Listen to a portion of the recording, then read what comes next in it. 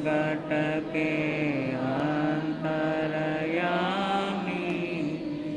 जय बोलो महावीर स्वामी। अनंत अनंत आस्था के आया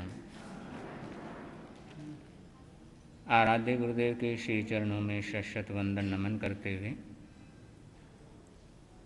उपस्थित विवेकशील आत्मन,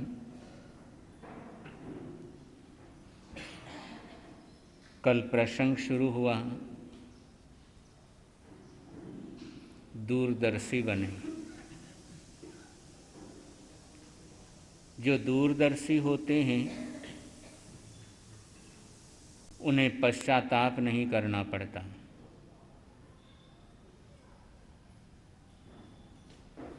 सुख के यदि नज़दीक से दर्शन करना हो तो दूरदर्शी बनो। यदि दूरदर्शी नहीं होते हैं तो सुख के दूर से भी दर्शन नहीं होते हैं।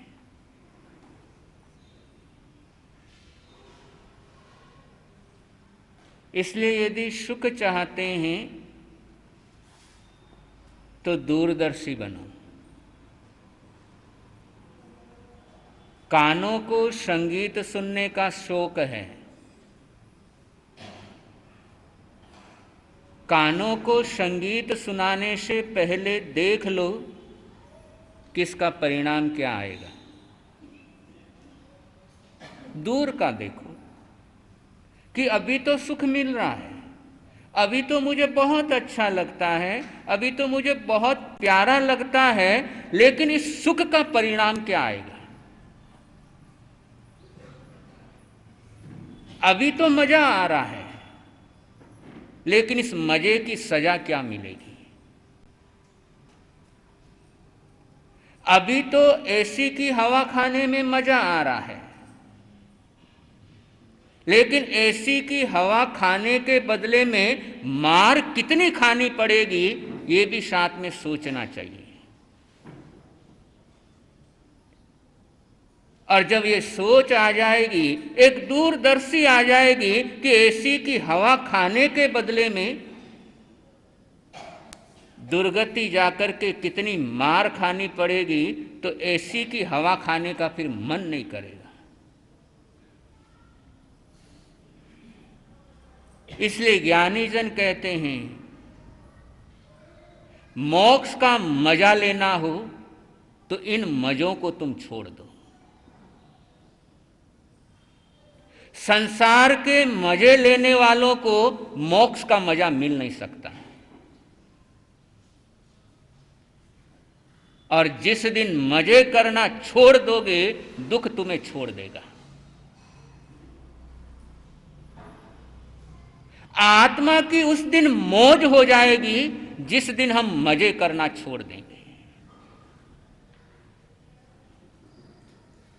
शरीर को तो अच्छा लगता है, लेकिन आत्मा परेशान होती है। कुंडरिक ने 1000 वर्ष तक संयम का पालन किया, 1000 वर्ष तक। और कुछ दिन जिंदगी के आखिरी क्षणों में, पलों में कुछ दिन मजे लेना शुरू कर दिया। पूरी जिंदगी संयम में बिताई, पूरी जिंदगी दीक्षा में बिताई, लेकिन आखिरी के कुछ दिन संसार के मजे लेने में लग गया, तो अब नरक की यातना भुगत रहा। अब जरा कल्पना कर लो कि जिसने अपनी सारी उम्र संयम में लगाई,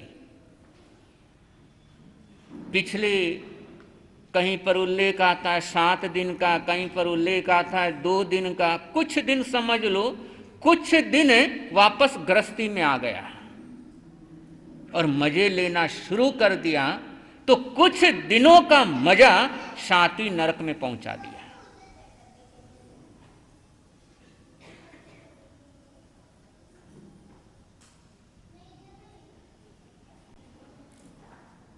तो हमारी क्या हालत होगी कि हम तो तमाम उम्र मजे लेने में लगे रहते हैं। कभी घूमने के मजे ले रहे हैं, कभी झरने के नीचे नहाने के मजे ले रहे हैं, कभी फिल्म देखने के मजे ले रहे हैं, कभी होटल जाने के मजे ले रहे हैं। तो आखिर परिणाम इसका क्या होगा कि जिसने 1000 वर्ष तक संयम पाला और कुछ दिन संसार के मजे लेने में लग गया, उसकी ये हालत हो गई। तो जो बचपन से लेकर मरते समय तक जो मजों को छोड़ नहीं पाता, उसकी क्या हालत होगी।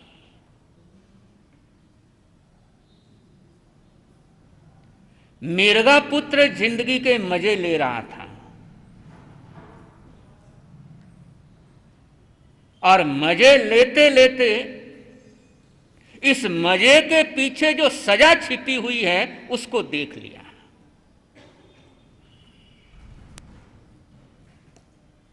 नरक की यातनाएं उसे याद आ गई और जैसे ही मजे के पीछे छिपी हुई सजा दिखी, उसे परलोक की चिंता हो गई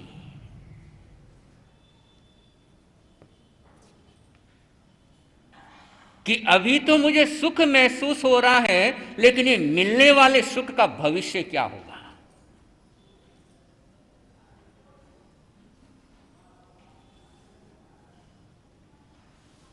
तो उस मजे लेते लेते मिर्गा पुत्र को परलोक की चिंता हो गई।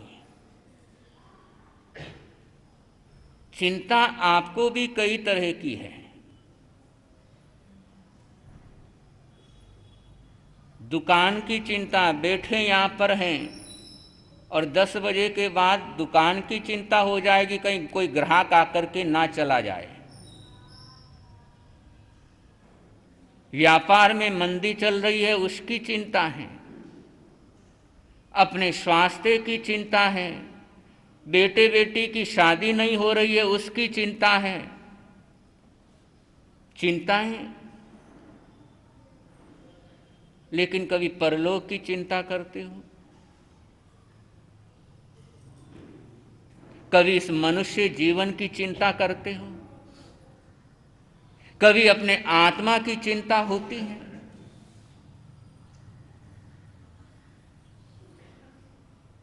कि दुकान की चिंता करते हैं, धन की चिंता करते हैं, स्वास्थ्य की चिंता करते हैं, अड़ोसी पड़ोसी की चिंता करते हैं, परिवार वाले की चिंता करते हैं, लेकिन खुद के आत्मा की चिंता होती है क्या? इस मानव जन्म की चिंता होती है क्या?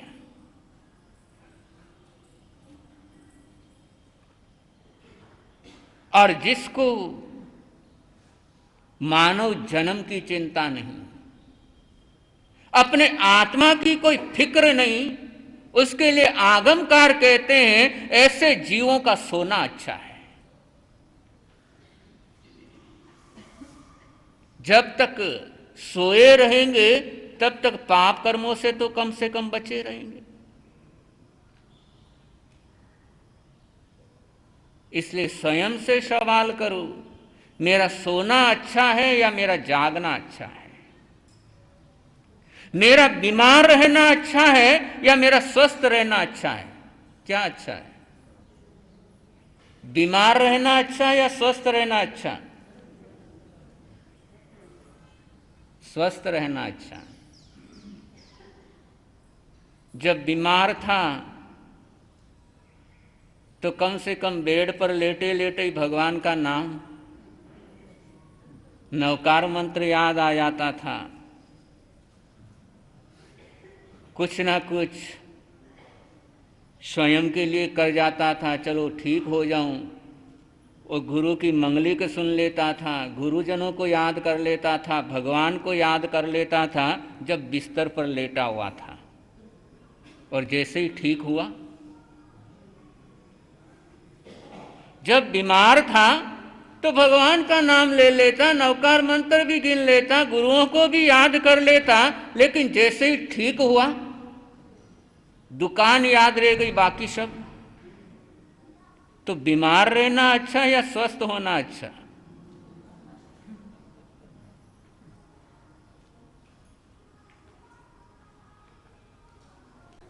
ज्ञानी जन कहते हैं कि तुम फिल्म देख रहे हो, टीवी देख रहे हो, मोबाइल देख रहे हो, और उस समय यदि धर्म करने लग जाओ तो कुछ एक फायदे आपको मिल जाएंगे कि जिस समय फिल्म देखने का मन हुआ उस समय सामायिक लेकर के बैठ गए, जिस समय मोबाइल चलाने का मन हुआ उस समय स्वाध्याय करने लग गए, तो पुण्य हो गया। जो पाप आना था वो रुक गया, कर्मों की निर्जरा हो गई और बहुत से पापों को पुण्य के अंदर तब्दील कर दिया।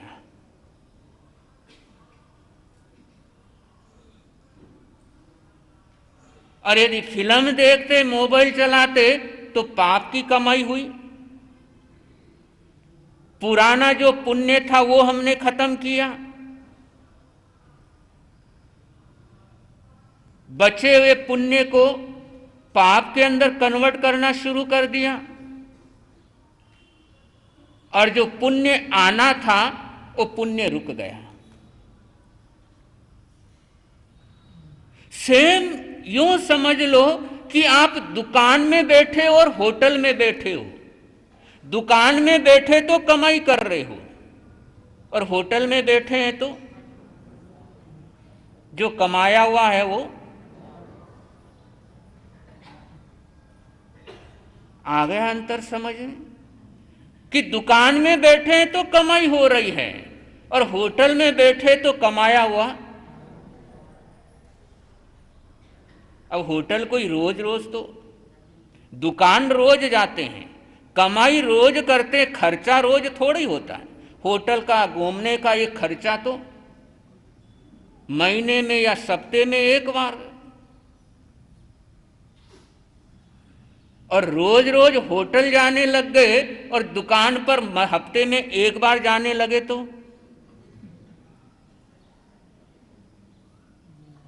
अपना हाल ऐसा ही है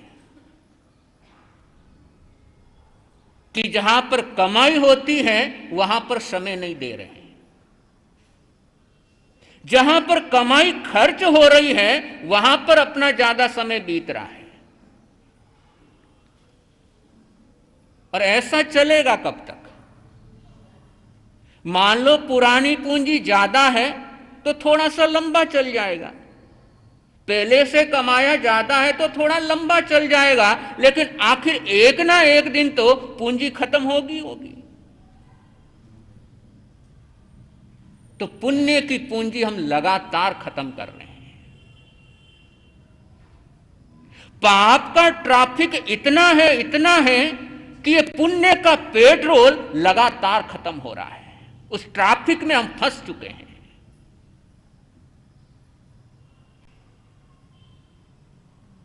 और इतने फंस गए पाप के ट्रैफिक के अंदर, जाम में, कि कंटिन्यू पुण्य का पेट्रोल खत्म होता ही जा रहा है।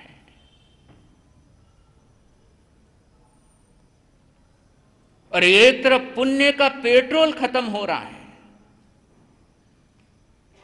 और दूसरी तरफ यमराज का काउंटडाउन शुरू हो चुका है। मौत की उल्टी गिनती शुरू हो गई है। तो अब तो कम से कम मजे लेना छोड़ दो। बहुत ले लिए मजे, घूमने के, होटल जाने के, फिरने के बहुत ले लिए। अब मजा करने में मजा नहीं आना चाहिए।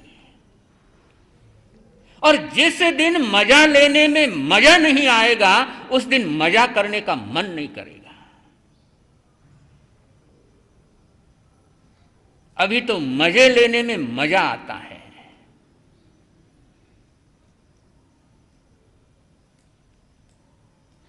इसलिए मजे हमारे चलते ही रहते हैं, लेकिन जिस दिन ये छूट जाएगा, मन नहीं होगा, उस दिन मजे लेने का मन नहीं होगा। बहुत से लोग कहते हैं कि महाराज साहब प्रवचन सुन करके क्या करेंगे, तपस्या करके क्या करेंगे, हमारा मन तो क्या है, सांप है, हमारे मन में धर्म है। इसलिए सामाय करके, प्रवचन सुन के, स्थानक जा कर के करना क्या है। और जो स्थानक जाते हैं, प्रवचन सुनते हैं, उन्होंने कौन सा झगड़ना बंद कर दिया, उन्होंने कौन सा गुस्सा करना बंद कर दिया है। उनकी भी आदत तो वैसी की वैसी है, इसलिए हम स्थानक में। शायद आपके भी बेटे बहुओं के अधिकांश के जवाब ऐसे ही होते हैं कि मन, धर्म तो हमारे मन में है, लेकिन मन में तो पत्नी भी है, मन में तो परिवार भी है, मन में तो धन भी है, मन में तो दुकान भी है, मन में तो बहुत कुछ है। अब मन में पत्नी भी है, मन में पति भी है, मन में परिवार भी है, मन में पुत्र भी है, मन के अंदर धर्म भी है, लेकिन धर्म के लिए स्थान कितना बचा।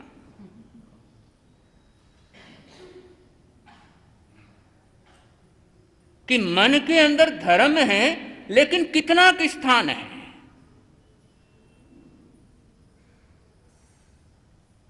जैसे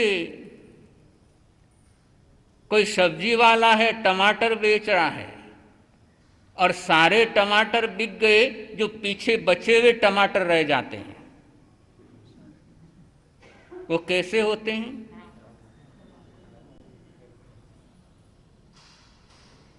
कि सब खाना खा चुके हैं, और सभी खाना खाने के बाद बचा हुआ खाना, दुकान के अंदर सारा माल बिक गया, और जो बचा हुआ माल, जो ग्राहक लेने से इनकार कर देता है, वैसे ही अपने धर्म की स्थिति है।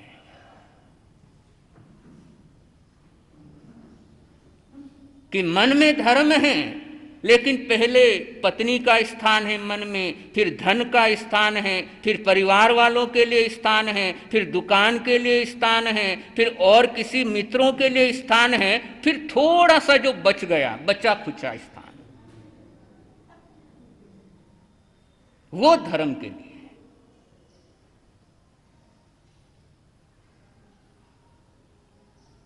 अब इससे क्या होगा? लेकिन ज्ञानी महापुरुष कहते हैं कि सामर्थ्य होते हुए भी जो त्याग पचखाण कर नहीं पाते, वो दुर्गति में जाते हैं। शक्ति होते हुए भी जो व्रत नियम धारण करते नहीं, वो दुर्गति में जाते हैं। उदाहरण देख लो, जो चक्रवर्ती व्रत नियम धारण करता नहीं, वो नियम से नरक में जाता है।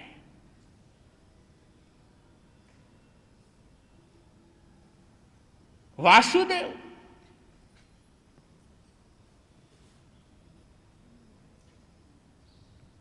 इसलिए स्वयं के अंदर यदि सामर्थ्य है, अपन के अंदर यदि शक्ति है, तो शक्ति को कभी छिपाओ मत।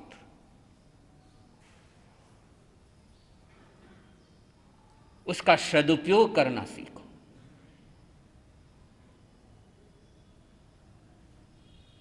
लेकिन गलत सुनते सुनते कान इतने हमारे पक गए हैं कि प्रवचन सुनने का मन नहीं होता। रुपए गिनते गिनते अंगुलियां इतनी थक गई कि माला गिनने का मन नहीं होता।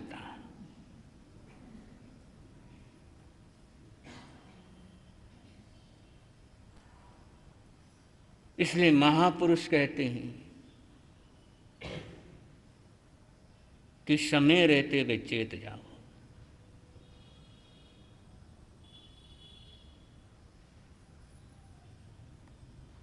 परलोक की पॉलिसी स्वीकार कर लो। तरह तरह की पॉलिसी है। भगवान ने हर किसी का ध्यान रखा है।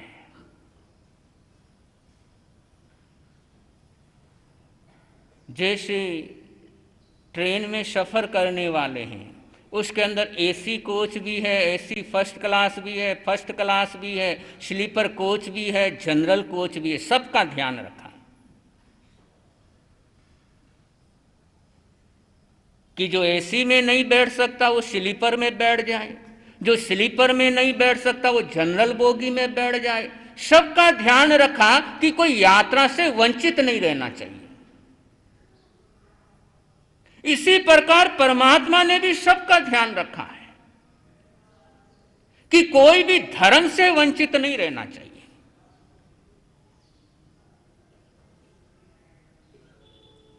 यदि आप एसी फर्स्ट क्लास में सफर करने वाले हैं तो वैसा कर सकते हो। उतना सामर्थ्य नहीं है तो एसी 3 टायर के अंदर सफर कर सकते हो। उतना पॉसिबल नहीं है तो स्लीपर कोच में सफर कर सकते हो। उतना सामर्थ्य नहीं है तो जनरल बोगी के अंदर भी सफर। चॉइस अपनी है कि जरूरी नहीं है कि एसी फर्स्ट क्लास में ही जाना है। उतना नहीं सामर्थ्य है तो जनरल बोगी में चले जाएं। जरूरी नहीं कि हम मांस खामण करें, जरूरी नहीं दिन में 5 समय करें, 15 मिनट का संवर तो हो सकता है ना।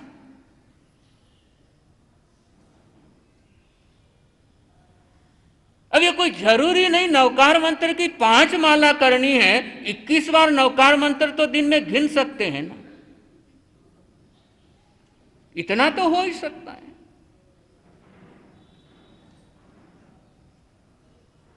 और यदि इतना भी नहीं करेंगे तो फिर मंजिल तक कैसे पहुंचेंगे? कम से कम जनरल बोगी का तो टिकट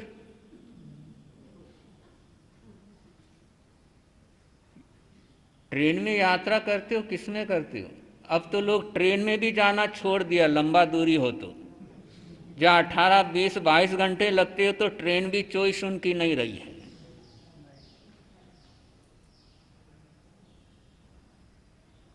तो जब आप इस मामले में इतने ऊपर पहुंच गए हो कि ट्रेन में भी सफर करना कम कर दिया है, तो फिर ये तो एक जन्म का सफर नहीं है, एक जन्म का सफर नहीं है। तो उसके बारे में भी थोड़ा बहुत तो चिंतन होना ही चाहिए। तो परलोक की पॉलिसी लेना, और पॉलिसी परलोक की लेना जीवन भर के लिए। पॉलिसी लेना है जीवन भर के लिए कि जीवन भर में मैं इतनी सामायिक करूंगा, इतनी सामायिक करूंगी, पूरे जीवन भर में इतना रात्रि चौहार मुझे करना है, पूरे जीवन भर के अंदर इतनी माला मुझे करनी है, जीवन भर के अंदर इतनी नवकार सी मुझे करनी है, इतनी पोर सी मुझे करनी है, इतनी गाथाओं का स्वाध्याय मुझे करना है। ये परलोक की पॉलिसी है।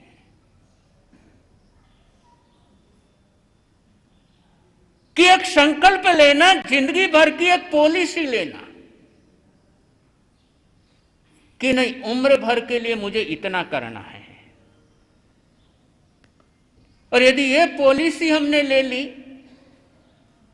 ये परभव की पॉलिसी है, और जहां भी आगे जाएंगे वहां पर हमें तैयार मिलेगा,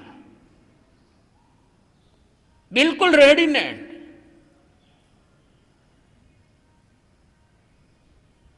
बिल्कुल हीरो बनकर के रहोगे जीरो से हीरो बनने की जरूरत नहीं पड़ेगी।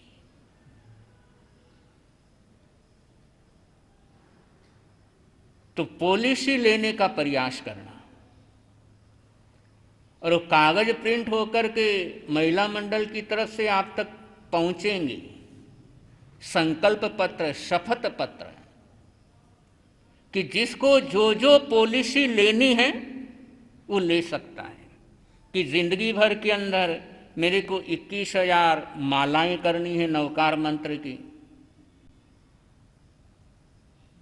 या इतना मुझे उपवास करने हैं, इतने मुझे एकाशने करने हैं, इतनी मुझे मैं पोरसी की भावना रखती हूँ।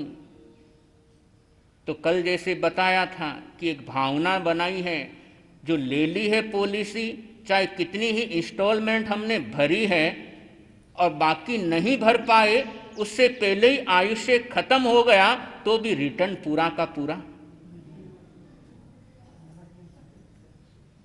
तो उसमें ये नहीं सोचना कि मैं अगर इतना ले लिया और उससे मेरे से पूरा नहीं हुआ तो पाप लग जाएगा, नहीं। कि मैंने इतना लिया है और पूरा नहीं हुआ तो पाप लगेगा, ऐसा नहीं होगा। हाँ, बाय द वे कि हमने पॉलिसी ली लेकिन जानबूझ करके प्रीमियम नहीं भर रहे हैं,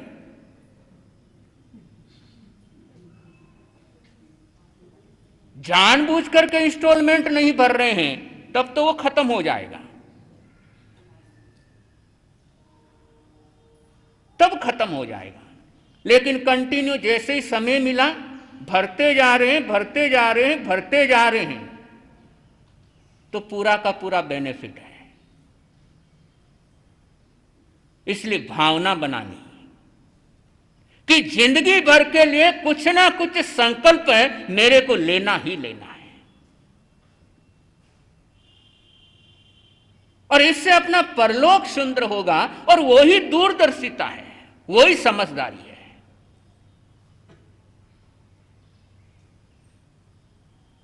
मिर्गा पुत्र ने जिस समय देखा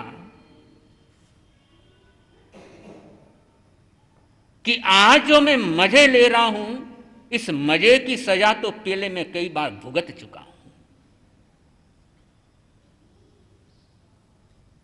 और जैसे ही पता लगा वो नरक की यातनाएं जाति स्मरण के अंदर देखी, तो अपनी माता से कहने लगा, मां, अब मुझे संसार के मजे नहीं लेने हैं, अब मुझे मोक्ष का मजा लेना है। और मोक्ष के मजे की एक ही शर्त है, संसार के मजे छोड़ने होते हैं।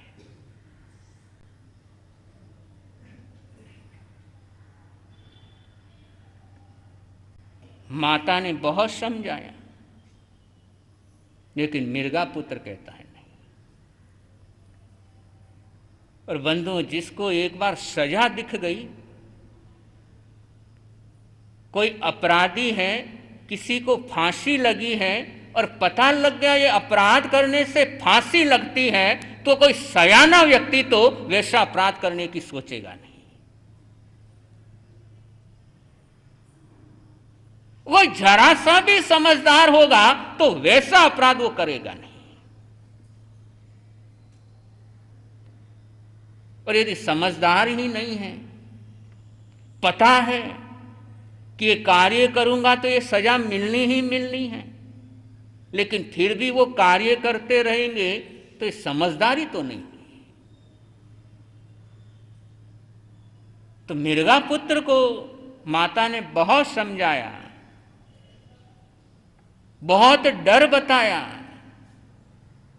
लेकिन मिर्गा पुत्र कहता, मां, जिस डर को तू बता रही है, जिस मुश्किलों को तू मुझे बता रही है, उससे बढ़कर के परेशानियां तो मैं नरक में कई बार झेल चुका हूं, और नरक की यातना के सामने इस संयम के परि से कुछ नहीं है।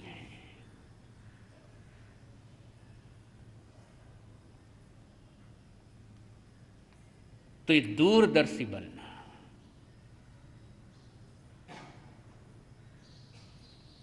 और दूरदर्शी बनने वाला फायदे में रहता है। और आज ही भास्कर में एक प्यारी सी कहानी आई हुई है, और बिल्कुल आज के प्रसंग पर बिल्कुल सटीक है।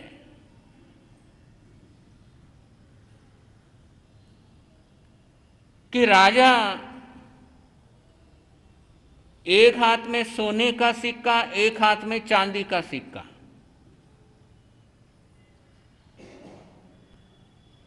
और ये देखने के लिए कि मेरे राज्य में सबसे ज्यादा मूर्ख कौन है, बीच बाजार में आ गए। अब कोई उधर से गुजरता तो राजा दोनों सिक्के उसके सामने रखता, बोला कौन सा लेगा? चांदी सामने हो, सोना सामने हो, कौन सा लेना? अब सारे सोने का सिक्का।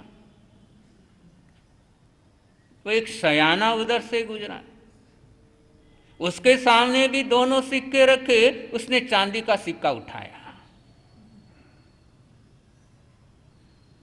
राजा हंस पड़ा कि मेरी नगरी में कोई ना कोई मूर्ख, और सब हंस पड़े। अब राजा को इसमें मजा आने लगा, वो रोज उसके मजे लेने लगा। वो पहुंच जाता और सामने वाले के सामने दोनों चांदी के भी सिक्का करता, सोने का भी सिक्का करता, और सामने वाला चांदी का सिक्का लेकर के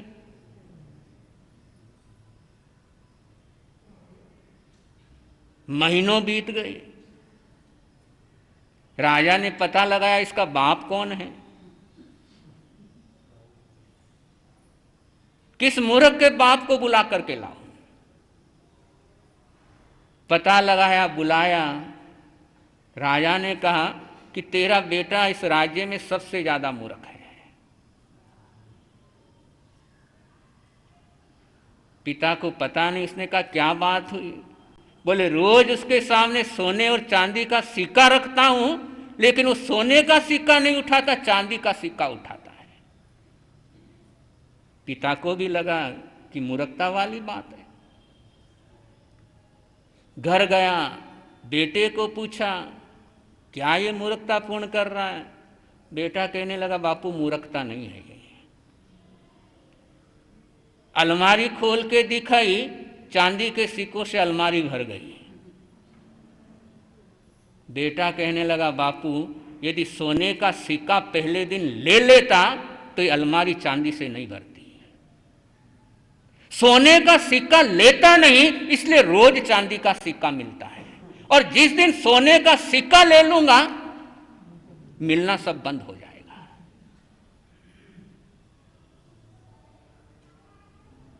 कितना दूर का सोचा कि सोने का सिक्का तो एक बार मिलेगा, लेकिन चांदी का सिक्का तो डेली मिलता जाएगा।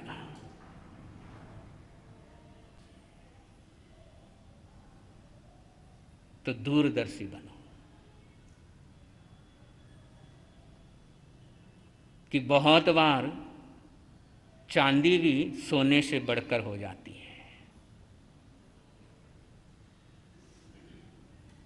इसलिए परलोक की पॉलिसी हो, कुछ ना कुछ संकल्प, कुछ ना कुछ त्याग, और वो पूरा लिस्ट बन रहा है। और ऐसी लिस्ट बन रही है, तैयारी हो रही है कि आप बड़ी सहजता के साथ उसको बड़े आराम से पूरा कर लोगे। और कुछ ना कुछ पॉलिसी लोगे तो दिमाग में रहेगा नहीं पॉलिसी ली हुई है तो मुझे उसका प्रीमियम भरना है, मुझे किस्त चुकानी है। इस बहाने वो किस्त चुकाते रहोगे। और नहीं ली होगी, चलो कल कर लेंगे, बाद में कर लेंगे, फिर कर लेंगे, फिर कर लेंगे, ये फिर कभी आता ही नहीं है।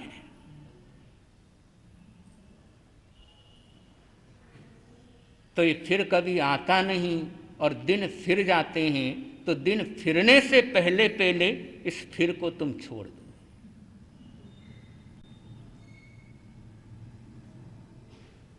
तो आगमकार सूत्र कृतांग सूत्र के अंदर कि पश्चाताप वो करता है जो दूरदर्शी नहीं होता है, जो नजदीक के फायदे देखता है, लेकिन उस फायदे के पीछे जो नुकसान छिपा है वो उससे नजर नहीं आता है।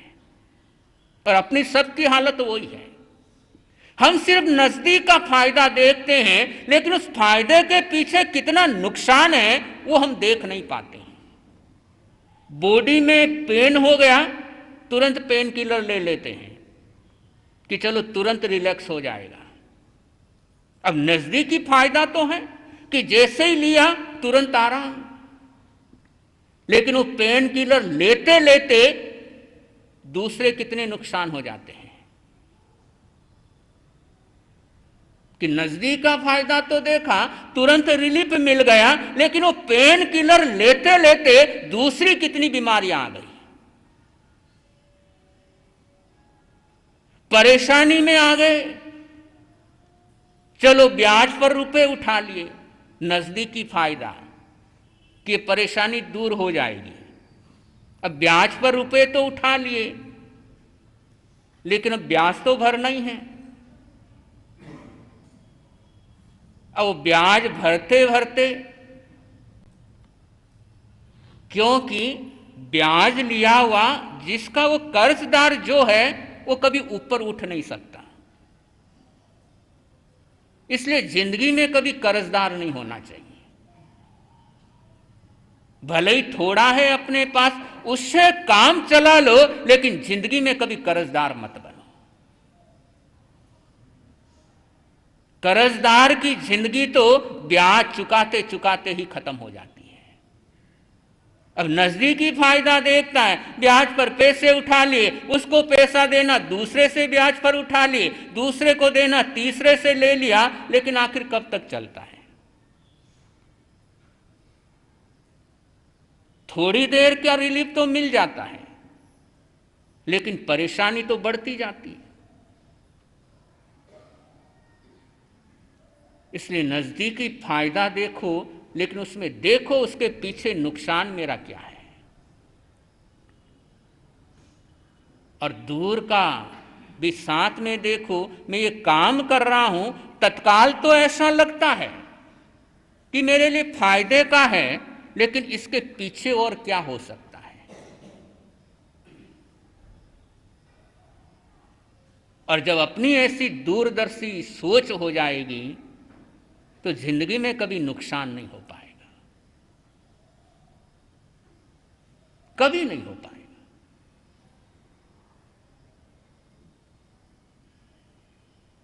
तो थोड़े से सुख के लिए ज्ञानी जन कहते हैं ढेर सारा दुख मत खरीदो, कि बूंद भर सुख के लिए सागर समान दुख मत खरीदो।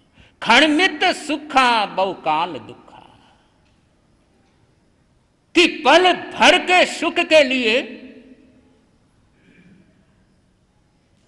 सागरोपम का दुख मत खरीदो। कि मजा तो पल भर का है, लेकिन उस मजे के पीछे सागरोपम की सजा छुपी हुई है।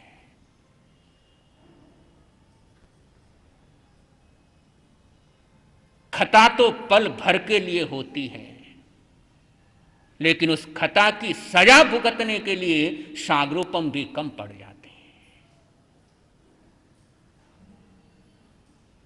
तो आप लोग समझदार हैं, शुज्ञ हैं, और ऐसा बेशकीमती अवसर हमें मिला है, समझ मिली है।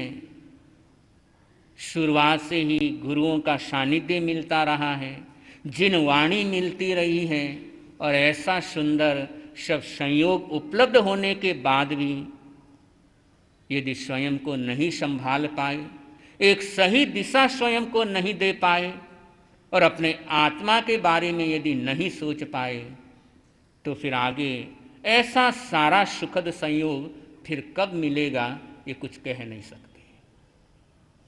कि आज मिला है, आगे कब मिलेगा नहीं पता, इसलिए मिले हुए का सदुपयोग कर लें, मिले हुए का सही उपयोग कर लें। इसी में ही जीवन में आनंद मंगल बना रहता है, तो आप सभी भाग्यशाली परमात्मा की वाणी का लाभ ले रहे हैं।